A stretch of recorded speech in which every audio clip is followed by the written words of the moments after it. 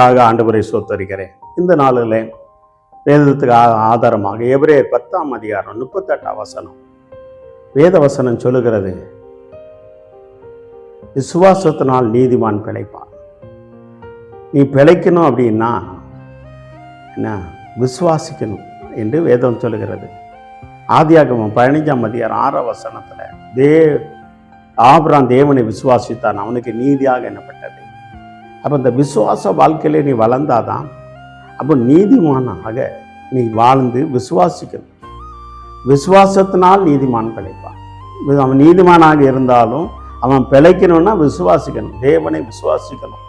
கர்த்தர் எனக்கு இந்த காரியங்களை செய்வார், இந்த மாதத்தில் இந்த நாளில் என் குடும்பத்துக்கு, என் பிள்ளைகளுக்கு, என் தொழிலுக்கு, என் ஊழியத்துக்கு அப்படின்னு செய்வார் சொல்லி விசுவாசிக்கணும். விசுவாசம் இல்லாமல் நம்பப்படுற காரியங்கள் ஒன்றும் இல்லை. ஆண்டவர் இந்த உலகத்தை படைத்ததே விசுவாசத்தினால தான் படைத்தார்.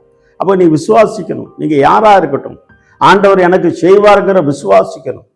அப்பந்தான் இல்லை நான் நீதிமானா இருக்கேன் அப்படின்னு சொல்லி நீ விசுவாசிக்கட்டா உனக்கு ஒரு அற்புதம் கிடைக்காது.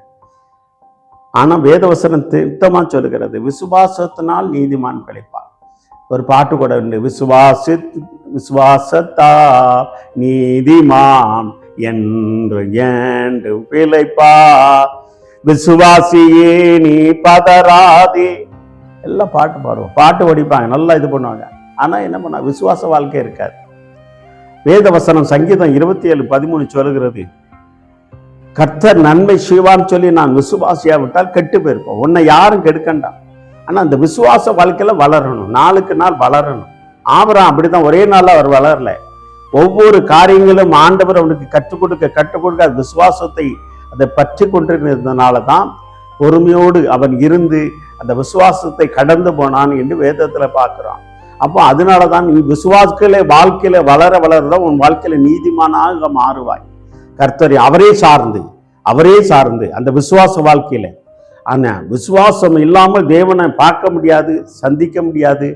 விசுவாசம் இல்லாம அற்புதம் நடக்காது, அடையாளங்கள் நடக்காது. உன் குடும்பத்தில் அநேக காரியங்கள் என்ன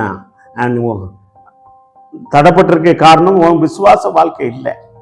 உலகத்தை சார்ந்து, மனுஷனை சார்ந்து, உலக மக்களை சார்ந்து, விசுவாசியை சார்ந்து நீ வாழ்ந்தன்னா உன் விசுவாச வாழ்க்கையில நீ பிழைக்க முடியாது, நீதிமான ஆக முடியாது. நீ ஆண்டவர் உன்னை காப்பாற்ற மாட்டார். கடைசி நாட்கள்ல கர்த்தர் எனக்கு நன்மையான காரியங்களை செய்வா போன பேர்னு, அதான் விசுவாச வாழ்க்கை. நீதிமான்னா என்னது, நீதியா வாழணும்.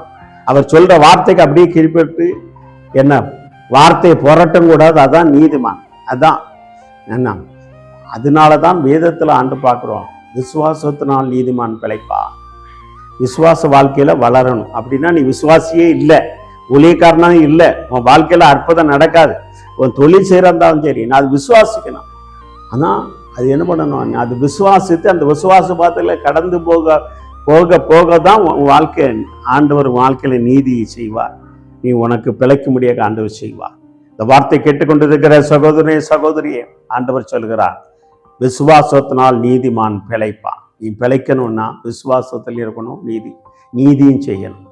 நீதி செய்தா விசுவாச வாழ்க்கையில் வந்தாலே நீதி செய்ய வேண்டிய இது வந்துடும். என்ன அப்போ அதே போல உன் வாழ்க்கையில நீ வளர வேண்டாம், நீதிமானாக. நீ விசுவாச வாழ்க்கை இல்லாமல் நீதிமானாக இருக்கிற லேசான காரியம் கிடையாது. அதனால விசுவாசத்தினால் நடக்கும் அற்புதங்கள் சொல்லப்பட்டிருக்கிறது. சிங்கம் பக்கத்தில் கிடக்கு, ஆனால் என்ன பண்ணுறான், தானியல் தான் தேவன் மேலே விசுவாசமாக இருந்தான் என்று வேதம் பார்க்குறோம். அவன் ஒரு நீதிமான் தான். அவனுடைய ஜபத்தை ஆண்டவர் கேட்காரு, நீ ஜபம் பண்ணாலும் நான் கேட்க மாட்டேன், இன்னாருக்காக நீ ஜபிக்காதங்கிற. அப்போ என்ன அர்த்தம், அதுக்கு முன்னால் அவன் யாருக்கெல்லாம் ஜபம் பண்ணானோ அந்த இஸ்ரேல் ஜனங்களுக்காக ஜபம் பண்ண எல்லா ஜபத்துக்கும் கேட்டிருக்கிறார். ஆனா என்னென்ன ஜபம்லாம் கேட்க மாட்டார். காரணம் என்ன, நீதிமான். அந்த நீதிமான் அந்த விசுவாசத்தினால் நீதிமானானா. விசுவாசிக்கலன்னா நீ நீதிமானா மாற முடியாது. அதனாலதான் விசுவாசத்தினால் நீதிமான் பிழைப்பான். அதனால முதல்ல விசுவாசம் முக்கியம். என்ன இருக்கோ, பசி, பட்டினி, போராட்டம், பிரச்சனை என்ன வந்தாலும் சரி, கர்த்தரையே விசுவாசிக்கணும், அவரே வார்த்தையை விசுவாசிக்கணும். நிச்சயமாக அது கடந்து போகும்போது தான் உன் விசுவாச பாதையில் வளர முடியும். தேவன் அற்புதம். என்னுடைய வாழ்க்கையில அநேக காரியங்கள் இதுவரைக்கும் விசுவாசம்தான். நாம் எல்லாரும் நினைச்சிட்டு இருக்கேன், பெரிய பங்களாவில் இருக்கேன், கோடி அங்கே கொட்டி இருக்குன்னு. ஒன்றும் இல்லை. அடுத்த சாப்பாட்டுக்கு வழி இல்லை, என்ன அவரை தான் சார்ந்து இருக்கேன். இதுதான் விசுவாச வாழ்க்கை. ஆனால் ஆண்டவர் இது வரைக்கும் என்னை கைவிட்டதில்லை. இந்த வார்த்தை கேட்டுக்கொண்டிருக்கிற தேவனுடைய பிள்ளைங்க, அவர் நேற்றென்று மாறாத தேவன். என்னுடைய அந்த விசுவாசத்தினால தான் ஆண்டவர் என்னை என் ஊழியத்தை நடத்தினார், என் பிள்ளைகளை படிக்க வைத்தார், இன்னைக்கு நடத்திட்டு இருக்கார். நான் காரணம் அவரை விசுவாசிக்கிறேன். மனுஷனும் இல்லை, உலகத்தில் இல்லை, அண்ணன் தம்பி இல்லை, மனைவி இல்லை, கணவன் இல்லை, யாரையும் இல்லை, அவரை விசுவாசிக்கிறேன். அவர் அந்த விசுவாச பாதையில் நடக்கிறதாக என்னை நீதிமானாக மாற்றிக்கொண்டே பிழைக்கும்படியாக ஆண்டவர் கிருபை செய்தார். நீங்களும் அந்த விசுவாச பாதையில் கடந்து போங்க. உங்களை நீதியின் பாதையில் நடத்தி பிழைக்கும்படியாக ஆண்டவர் உங்களை வழிநடத்தி நீதிமான் விசுவாசத்தினால் நீதிமான் பிழைப்பாங்கிற வார்த்தை தேவன் உங்களை வாழ்க்கையில் நிறைவாக்குவார். கண்களை மூடி ஜெபம் செய்வோமா? நல்ல ஆண்டவரே, உமக்கு கோடி ஸ்தோத்திரனப்பா. ஆண்டவரே, விசுவாசத்தினால் நீதிமான் பிழைப்பா. நாங்கள் விசுவாச வாழ்க்கையில கடந்து வரும்போது எங்களை நீதிமானாக மாற்றி இந்த உலகத்தில் பிழைக்கும்படியாக வாழும்படியாக கிருபை செய்து எங்களை வழிநடத்துகிற தேவனே ஸ்தோத்திரம்ப்பா. அதே போல இந்த வார்த்தை கேட்டுக்கொண்டு இருக்கிற ஒவ்வொரு பேரும் உம்முடைய வல்லமை கடந்தவர். அப்படி செய்கிறதுக்கு ஆசீர்வாதம். நம்முடைய நாம மகிமை பெறட்டும்.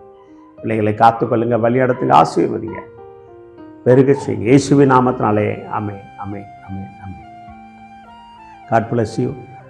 இந்த வார்த்தை பற்றி கொள்ளுங்க. விசுவாசத்தினால் நீதிமான் பிழைப்பான். அதே போல ஆண்டவர் உங்களை பிழைக்கும்படியாக வாழ்ந்திருக்கும்படியாக கிருபை செய்வா. விசுவாச வாழ்க்கை விட்டுறாதங்க. கர்த்தர் பெரிய காரியம் செய்வா. ஆமென், ஆமென்.